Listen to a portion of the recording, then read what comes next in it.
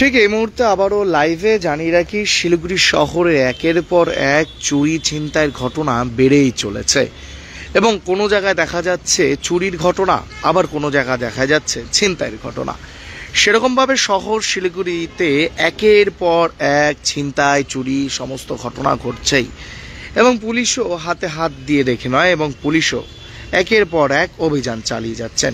কিন্তু কথা হলো, একের পর এক চুরির ঘটনা যে ঘটছে নজর নিয়ে, কিন্তু পুলিশও একের পর এক চুরির ঘটনা মামলায় সকলকে গ্রেপ্তার করছেন এবং চুরি হওয়া সমস্ত জিনিস উদ্ধার করছেন।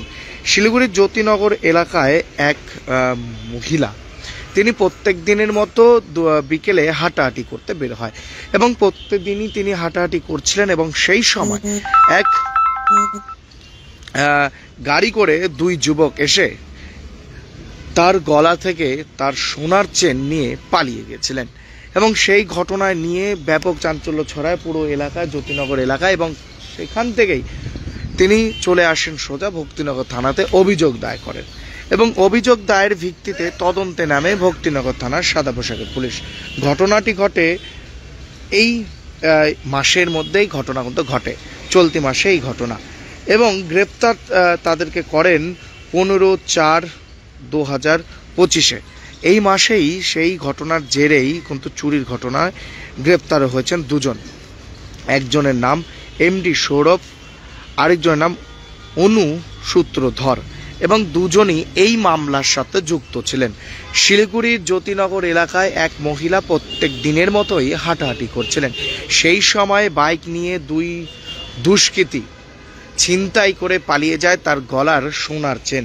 প্রায় যদি গলার সোনার চেনের ওজন বলা যায় 19.0.90 মিলি, মানে 90 গ্রামের মতো সোনার চেন, তার 19 গ্রাম সোনার চেন তার কাছ থেকে নিয়ে পালিয়ে যায় এবং এই ঘটনার জেরে ভক্তিনগর থানাতে অভিযোগ দায়ের করেছিলেন সেই মহিলা এবং সেই ঘটনায় সেই সোনার চেনটি উদ্ধার করেন।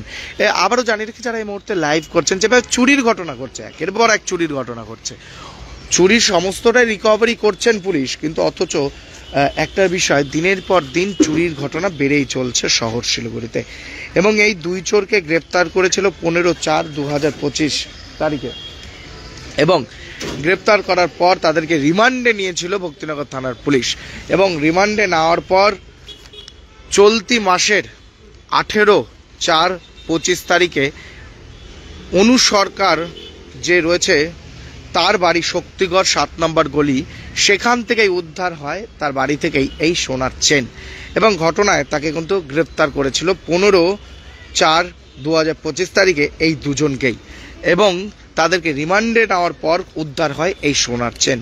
এবং জানিয়ে রাখি, সেই মহিলা প্রত্যেক দিনের মতো হাঁটাহাঁটি করছিলেন, সেই সময় গলার থেকে এই দুই দুষ্কৃতী চেন ছিনতাই করে পালিয়ে গেছিলেন। সেই ঘটনায় দুজনকে গ্রেফতার করেন এবং ঠিক ইতিমধ্যে সে আপডেট আপনাদের সামনে তুলে ধরছি। বাজার মূল্য লক্ষাধিক টাকা ওই সোনার চেনের দাম এবং এই মুহূর্তে শহরের একাধিক আপডেট আপনাদের সামনে যেভাবে তুলে ধরি, ঠিক সেভাবে এই মুহূর্তে ভক্তিনগর থানার একটি বড়সড় সাফল্য ভক্তিনগর থানার সাদা পোশাকের পুলিশের। ভক্তিনগর থানার সাদা পোশাকের পুলিশের সাফল্যে প্রায় 19 গ্রাম সোনার চেন উদ্ধার করল ভক্তিনগর থানা পুলিশ। এভাবেই প্রত্যেকটি আপডেট আপনাদের সামনে তুলে ধরবো। চোখ রাখুন এসকে লাইভে। নমস্কার, আমি Debashis. Of the Himalayan hills lies our beautiful school, J.D. Grenger Public School, giving our children wings to fly and breaking the boundaries that seem die.